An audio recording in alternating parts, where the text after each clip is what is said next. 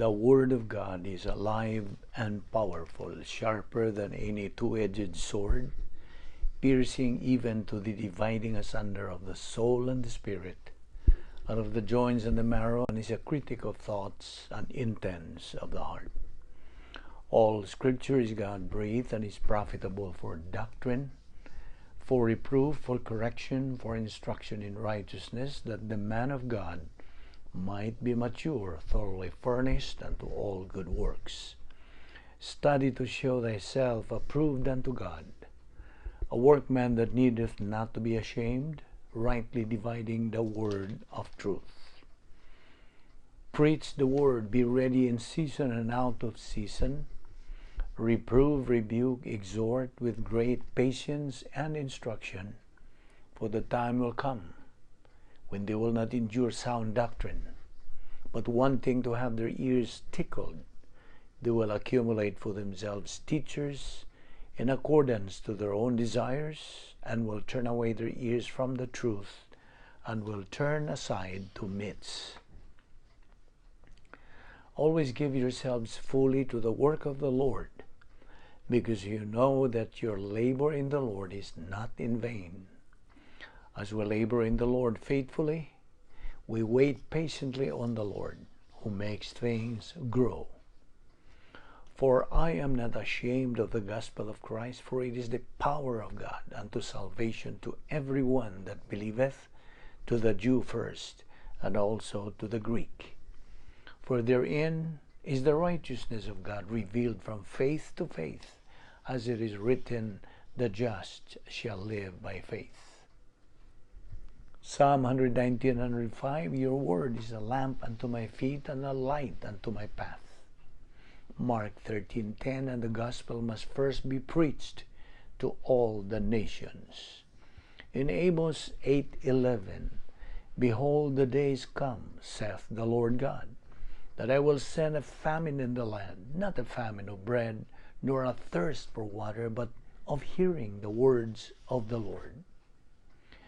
Proverbs 3, verse 1, my son, do not forget my teaching, but let your heart keep my commandments. Verse 2, for length of days and years of life and peace they will add to you. Luke 11:28, how happy are those who hear the word of God and obey it. James 1:22, but be doers of the word, and not hearers only, deceiving yourselves. Sa dili pa kita magasugod sa pagpadayon sa pagtuon sa pulong sa Dios, gikinahanglan ang atong pangandam sa atong kaugalingon. Atong susiyon tong tagsa-tagsa kaugalingon kung doon na batay gihambin ng mga sala. Sala ba sa unahuna? Sala ba sa dila? Sala ba sa buhat? Kay kining maong mga matang sa sala mahimong babag sa atong pagtuon sa pulong sa Dios busa. Gimanduan kita sa Dios nga ato kanang hinganlan, ato kanang we acknowledge, we admit, we enumerate, we cite ining atong mga sala nga ana sa atong mga hunahuna o ang iya lang yung gipangayo mao ang paggamit sa the principle of restoring ourselves, ang rebound technique aron kita mahibalik ngadto sa pakigambitay sa Dios. Rebound technique sa 1 John 1:9 nga nagaingon sa English, if we confess our sins, God is faithful and just to forgive us our sins and to cleanse us from all unrighteousness. Human nato buhata kana, kita may balik, we will be restored sa atong pagkakambitay sa Dios, o kita mapunaw sa Espiritu Santo, ug maandam na kita sa pagtuon sa pulong sa Dios. Apan alang kanimo higala nga wala pay Kristo sa imong kinabuhi. Giawhag ka, gidapit ka sa paggamit sa imong kaugalingong kabubuton, paghimo og desisyon sa pagtuo kang Ginoong Hesukristo, ingon nga imong personal nga manluluwas the only Savior. Kay matud pa sa Acts 16:31, believe on the Lord Jesus Christ and you will be saved. John 3:36, he who believes in the Son has life. He who does not believe in the Son does not have life, but the wrath of God abides on him. So humani mo buhata ka na, imong dawaton og tuuhan si Ginoong Kristo, ikaw maluwas o mga andam no sabi ka sa pag salmot nining atong pagabuhaton nga pagtuon sa pulong sa Dios. So following that customary procedure, the next few moments ato kining i-devote to silent prayer aron kita maandam properly and academically to concentrate on the teaching of the Word of God. Busa, silently, let us pray.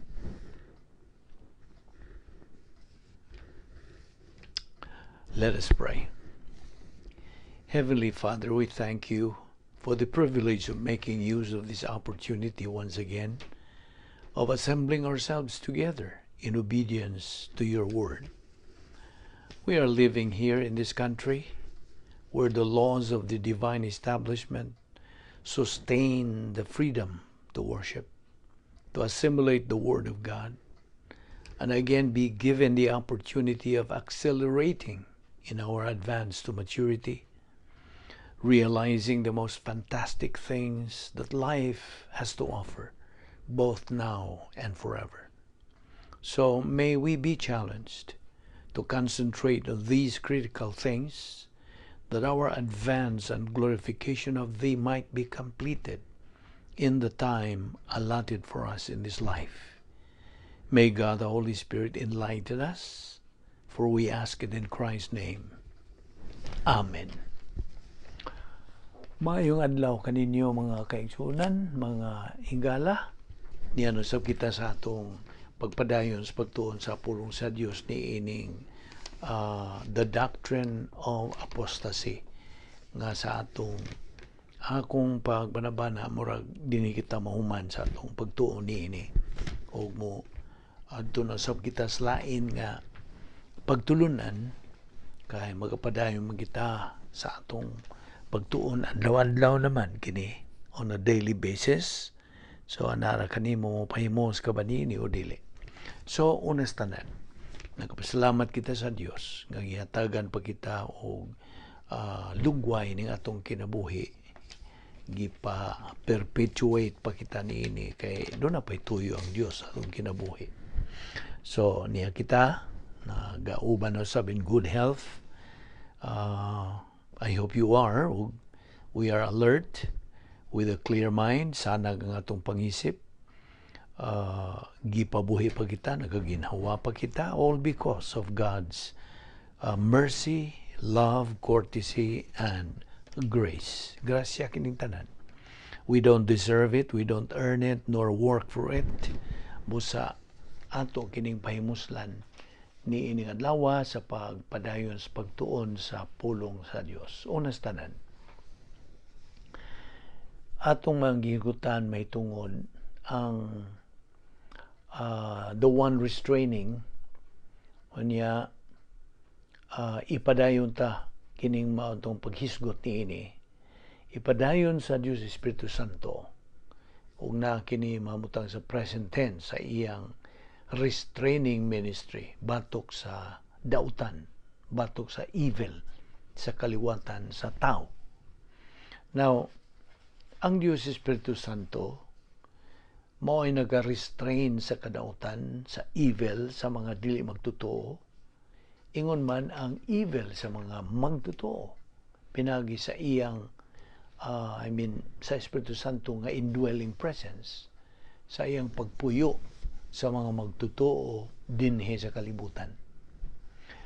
His presence, siya nagapuyo sa matag magtotoo sa katuigan sa simbahan, the church age. Ug atong mabasa kana sa 1 Corinto 6, 19 ug 20, 1 Corinto 3, 15 ug 16. Now, sa higayon ng tao maluwas, tungod siyang pagtuo kang Kristo. Adunay unom ka ministries sa Dios sa Espiritu Santo ug mao kining mosunod. Baptism, ang pagbautismo. Ikaduha, indwelling, ang pagpuyo. Ikatulo, regeneration, ang pagkatao, pag-usab. Number 4, sealing, ang timbre, sealing. Ikalima, the provision of the spiritual gifts. O ang ikaunom, ang pagsugod sa pagpuno sa Espiritu Santo con feeling of the Spirit. Ang unang lima niini mga permanente alang sa mga magtutuo sa katuigan sa simbahan. Ang ikaunom niini mahimo nga ma-maintain sa magtutuo pinagi sa iyang pagpadayon sa pagkinabuhi sa gitawag taog faith rest life. Ang kinabuhi nga diin ana ay pagtuo nga nagdala og kapahulayan. Apan sa higayon nga mogawas ang magtutuo gikan siyang pagkikambitay sa Dios, gumikan siyang pagkasala, nan he moves out into carnality o makasala siya batok sa Dios Espiritu Santo. He's going to sin against the Holy Spirit. Inumdumi ang basic doctrine. Dito sa top circle, inumdum ka, itaas nga lingin, mao kadtoy gitawag og union with Christ. Ang imong pagkadugtong kang Ginoong Kristo. Ang gawas niya na ang pagpanag-iyas kinabuhing walay katapusan, possession of eternal life. Unya, operation bottom circle. Okay? Ang ubos nga lingin na nga nagarepresentar sa pagpakibitay sa Dios, fellowship with God. Now, this is the temporal fellowship with God. Temporal kini tungod kay matangtang man kining fellowship matag karunugon niya tungod sa unsa? Tungod sa atong pagpakasala. The moment we sin, mental, lingual, or over sin, we step out. We lose our fellowship with God. That moment, we are under, ubos na kita sa pagpantun sa Diyos. We are under God's discipline. Ug kay naa naman ta sa pagkakarnal nga kahimtang, nakasala sa upat kaklaseng sala batok sa Diyos, Espiritu Santo. Mao ni atong mabuhat nga mga sala. Ang una niini, quenching, ang pagpalong. Ikaduha, grieving, ang pagsakit sa Espiritu Santo. Ikatulo, lying, ang pagbakak. O ang ikaupat, insulting. Of course, pag-insulto, na mabasa diha sa mga buhat, Kapitulo 10, versikulo 29. Now, ang quenching, kung pagpalong, refers to the termination of the power supply gikan sa Dios Espiritu Santo. 1 Thessalonians 5:19. Ang grieving the Holy Spirit na diha makabasa sa Ephesians 4:30. Kini mao ang termination of the love and fellowship with God, the Holy Spirit. Lying to the Holy Spirit na kana mabasa sa mga buhat Kapitulo 5, versikulo 2 ug 3. Kini nga lying to the Holy Spirit is a sin of any false motivation. O insulting the Holy Spirit, mabasa ta ang bahin niini diha sa Acts chapter 10 verse 29. Refers kini to any mental attitude of disorientation to grace and or pride, the lack of humility, ang atong pagmapahitason. Karon, God the Holy Spirit indwells every believer o kining iyang pagpuyo, indwelling sa magtutuo, dayon na it's permanent sa katuigan sa simbahan throughout phase 2. Kung ang magtutuo is in fellowship, there is the full force of God the Holy Spirit, hingpit nga kusog o kaligon, and the restraining of evil sa mismong kinabuhi sa magtotoo. And that influences the restraint or the suppression of evil sa mga kinabuhi sa uwan. Umikan kinisa. Unsa? I'm just going to summarize this. The divine viewpoint, historical impact, and influence ngadto sa uban. Here is how this works. Una sa tanan, how it works with other believers. The believer nga na sa fellowship with God, tinubdan kini siya sa pagdasig. He is a source of encouragement o imitation, pagsundog for other believers in fellowship aron sa pag-maintain sa ilang walk in fellowship. Ang ikaduha, ang magtutuo in fellowship is a source. Tinubdan kini siya sa pagkakumbiktar, to convict sa karnal nga magtutuo.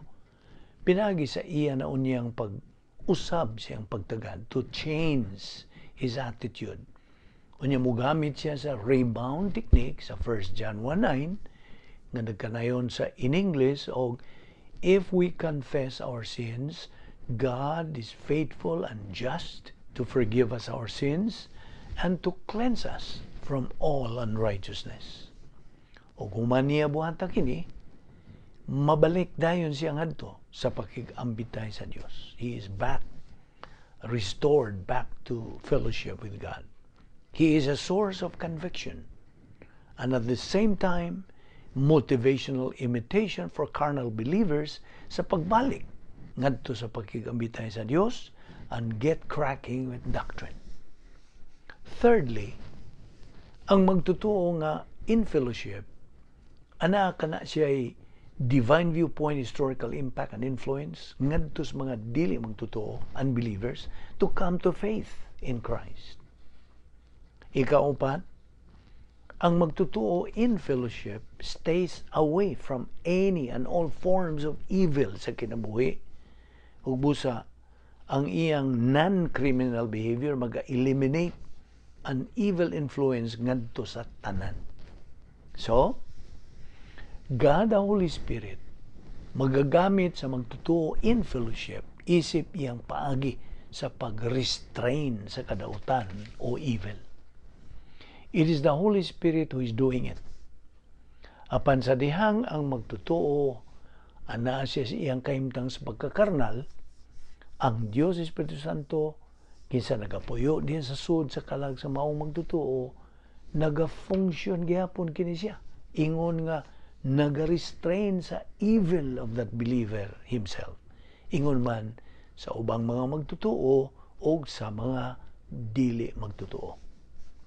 It is a supernatural thing nga masayran lamang nato kini through doctrine. Pinagi ra gis doktrina. So the one suppressing or restraining, God the Holy Spirit is going to continue to do this. Magpadayon ang Diyos Espiritu Santo sa pagbuhat niini hangtod sa panahon nga He is taken out of the way. Alright? Ang pulong until o hangtod dinhi introduces a temporal clause. Heos. H-E-O-S. The subordinate conjunction. So, akong balikon. H-E long O-S. Heos. Mo kini ang itawag-tawag the time up to which until he is taken out of the way. Ang heos, introducing this subordinate temporal clause, takes the subjunctive mood. So we have here the aorist middle subjunctive third person singular from the verb ginumai. Ginumai. G-I-N-O-M-A-I. Ginumai. Now, ginumai literally says until he may become. Ang verb ginumai nagkahulugan og to become. But the helping word that naandan tas paggamit sa paghubad sa subjunctive mode gikan sa Griego ngadto sa in English mao ang helping word may. It literally says until He, ang He diha, God the Holy Spirit, until He may become, not be taken, kundi may become. O niya, nagkanayon kinig out of the way. Wow, that's a good modern translation. But the Greek literally nagkanayon, it says out of the midst. It is the preposition ek, ek, k, ek plus the neuter ablative singular sa adjective nga mesos. Now, tingali nakadungog kanining mezzo-soprano. That's a mezzo-soprano. Mezzo, of course, the double Z in Italian taken from the Greek. Ang mezzo-soprano is a middle soprano. Mesos means dili ba mga salinggubot. Ang mesos means nagkahulugan kinig in the midst of something. Out of the midst sa mga magtotoo, out of the midst sa tibo kaliwatan sa tao. And when is God the Holy Spirit going to be taken out of the midst of the human race? Ugang tubag at the rapture of the church. Now, that's the terminating event sa katuigan sa simbahan. Nainomdom ka ba sa 1 Thessalonians 4:16-17? The Lord Himself shall descend from heaven with the voice of the archangel and the trumpet of God, and the dead in Christ shall rise first, and that we who are alive and remain shall be caught up together with them in the clouds to meet the Lord in the air. So shall we ever be with the Lord. Og sa dihang ang mga believers are taken up, and how fast is it going to occur? 1 Corinthians 15:50, in a moment, in the twinkling of an eye. Well, dili ni twinkle, twinkle, little star baya. Nagpasabot kini og pagpilok, just a split second. Unsa kapaspas nga mahitabo ang pagsakaw, kas ang pitik sa imong duha ka tudlo. Ingon na, we are here, then we are gone. That's taken out of the midst of the human race. Kasabot ka? Okay, paminaw. Ang Diyos Espiritu Santo nagapuyo diya sa sud sa tanang magtotoo in both carnal and spiritual. Osto? Og sa higayon, that believers are gone, ang Diyos Espiritu Santo wa na'y puy-an sa kaliwatan sa tao din sa kalibutan. Yan ang panahon na. Di ba? And that is what is going to remove the major restraint to evil nga naa diya sa Daniel's 70th week tungod kay human sa rapture sa simbahan. Now Daniel's 70th week, the 7-year period terminated by the second advent of Christ, will immediately begin. Musugod ayon. Why kang anian? There's no gap in here. Musugod gilayon ang 7-year period nga gitawag taong unsa? Tribulation period. The one suppressing, God the Holy Spirit is the one suppressing, and the one suppressing will suppress. You see, nahinumdong ka pa mas giingon og let, L-A-T. Ang pulong let, wa ni magpasabot og let at all. It means unsa? To suppress or restrain. His restraint on evil. The one suppressing will suppress until such time as he may become unsa? Out of the midst of the human race. And when is he taken out? Kanusa? At the rapture of the church. And listen, human sa pagsakaw sa simbahan, rapture of the church, that is when the man of sin, the lawless one, the Antichrist, will be unveiled. Ipadayag na. Now we know the system out of which the Antichrist comes. That whore system. the prostitute system, riding the beast, nga gisgutan diya sa pinadayag 10 nga to sa 17, kana nga corrupt religious system din hinining kalibutan. Until He, ang He niya, God the Holy Spirit, until He may be literally, may become out of the midst. Gonna be removed from the human race. Tungod kay kini ang iyang restraining ministry. Dili sa iyang convicting ministry, dili sa iyang regenerating ministry, kundi sa iyang restraining ministry. Kung mo hinungdan, ang giingon og Daniel 70th week, ikakapituang simana ni Daniel, is going to be a time of unprecedented evil, of unprecedented lawlessness din sa tibuok kalibutan. Nga din ang tibuok ng kalibutan, wa pa makasaksi ni ini sukad-masukad. Sa giingon nga Olivet Discourse atong Ginoo diya sa Mateo 24:25, nga diin naghisgot kini sa mga adlaw ni Noe. Siya miingon og, as it was in the days of Noah, kini sila nangaon og nanggiinom, nanggiminyo, and giving on marriage, hangtod nga miabot ang dakong luno. The cataclysmic came and took them all away. So shall it be in the days of the Son of Man. Now, unsa may pasabot sa giingon nga they are eating and drinking, marrying and giving in marriage? Those are not poor, bad things, di ba? Kana nagpasabot lang nga they were living life nga way Diyos. Kasabot ka?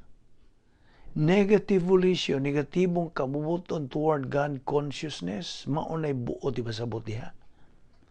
Ug sinuwi, nagasangyaw sa maayong balitas kaluwasan, sod sa pilang tuig, kinsa na hinumdom, sod sa 120 years katuig. Ug si Methuselah namatay sa pangidaron nga 969, mga 3 ka buwan, una moabot ang lunop, Genesis 6 ngadto sa 8. Way mga magtutuo ang nga lumos o nga matay gumikan sa maong lunok. There were only 8 believers who survived diha sa 2 Pedro 2. Kini nagsulti ka nato nga kini silang 8 ka tawo nangaluwas tungod kay didto man sila sa suod sa arka. Kadtong maong dakong lunop, mao patong hitabua nga nasinatis tibuok kalibutan, ug it was the last generation of the anti-diluvian civilization nga giguba sa Dios pinagi sa maong lunop. Now, ang atong Ginoo dito sa Olivet Discourse nagkanayon og that by last 7 years of dispensation of Israel, ilabi na sa ikatulo og tungang tuig, that period nga gitawag og the time of Jacob's trouble sa in English, ug kini makitag mabasa diya sa Jeremiah chapter 3. It's going to be a time of unprecedented lawlessness. Mao kanay kinagrabihang panahon, uban sa kinagrabihang mga tao, the worst people on the face of the earth that had ever lived. Mao kanay the worst possible time with unprecedented lawlessness. Ang Antichrist nga magalingkod dito sa Jerusalem, magpatuo kini siya nga Dios kuno siya, claiming to be God, demanding nga siya pagasimbahon under the penalty of death. Daghang mga tao nga pagalungguan sa ilang mga We have seen this from Revelation chapter 20. Kadtong pamutlag liog mo kadto silang nagasaksi alang kang Kristo. They had witness for Christ. And it's going to be a time of unprecedented lawlessness. Ug mo'y kinagrabihan ug kinangil-arang panahon this earth has ever seen. Kung pangutan-on ka takanini, mangutana ko nimo. Na pa ba ang simbahan nining tungura? Anang tungura nga kinigrabihan ng kinangilaran nga ng panahon na pa bang simbahan? Wala na. Wala na kay igsoong magtotoo. Tuan na ta sa unsa. Gikuha na ta sa atong Ginoo. What a joy. Undescribable joy that could be. Sa dihang ang tribulation period, Daniel 70th week, musugod gini with all unbelievers, mga dili magtotoo lamang. Now, I'm talking about tribulation period. And when the millennium starts, mao kini ang usa ka libo nga pagdumala ni Ginoong Jesucristo dinhi sa yuta. Kini musugod with all believers. Sanglit sa higayon sa ikaduhang pagbalik ni Ginoong Jesucristo, second advent of Christ, all unbelievers, unsaon ni sila? Itambog naman kini sila sa torments, kasakitan. Ug ang lain nga niini, mao ang pagbautismo pinagig kalayo baptism of fire. Matud pa kana sa Mateo 3:11.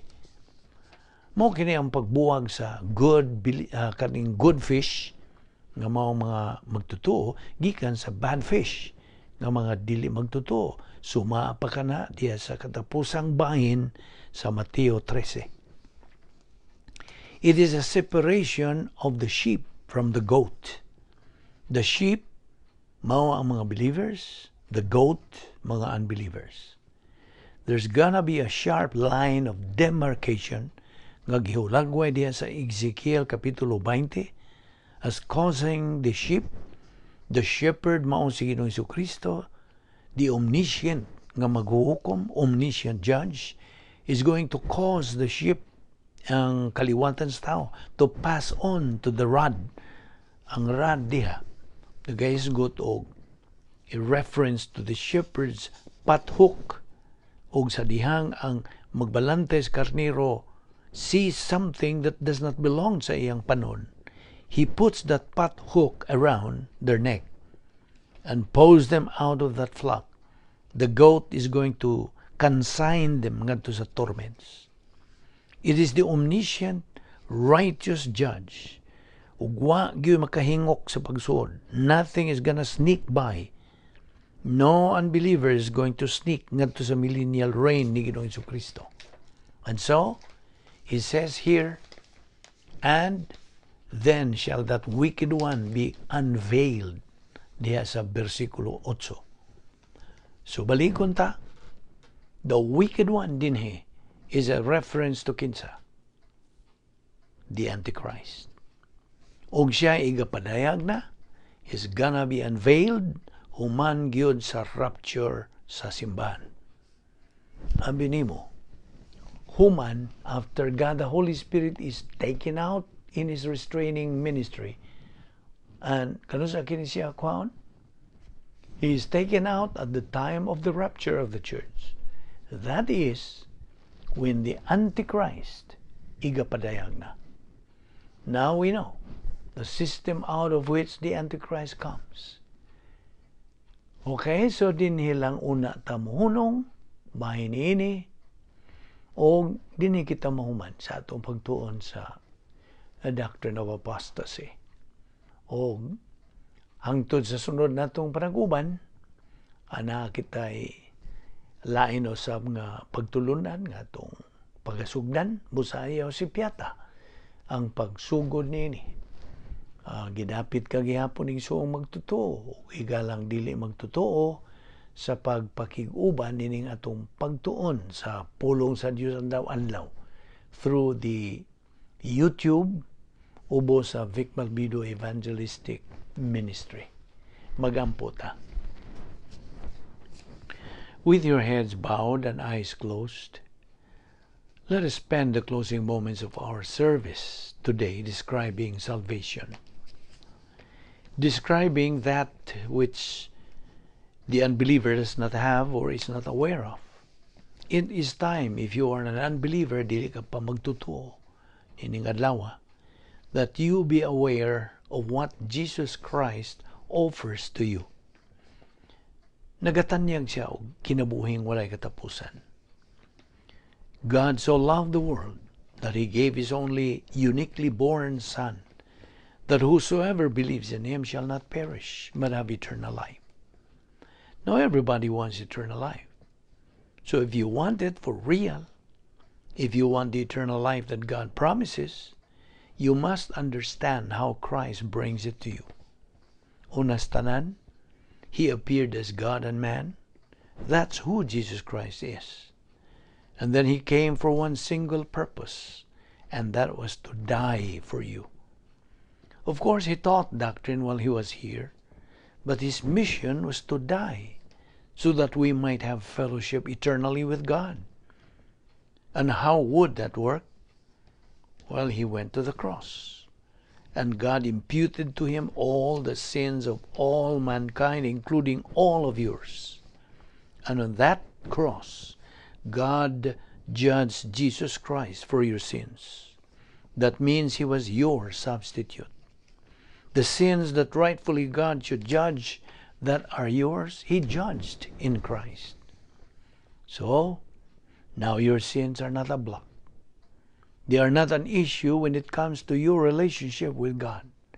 Christ took care of that.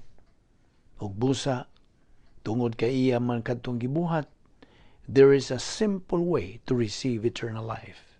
Because of Christ, all you have to do is accept His work, accept His person. Christ did it all for you. Busa diyan sa episode 2:8-9, kini nagaingon, we have been saved by grace through faith. This salvation is not of yourselves, it's a gift of God, not of works, lest anyone should boast. That simply means right where you sit right now, you can believe in Jesus Christ. You can say, Father, I accept the gift that you are giving to me through the Lord Jesus Christ. Ug busa mo ka na higayon of your eternal future. Busa nagaampo ako that you give this great consideration because it is your life. And you must know what you are headed for, eternal condemnation or eternal life. The choice is all yours. Magampo ta. And now, Father, we thank you for the clarity of who we are and what we must be, what you require of us. And we pray that as we continue in our temporary life here on earth, we will keep in mind what our priorities are, never forsaking or leaving them, and never becoming anything less than salt that is a savor. We ask all this in Christ's precious name. Amen.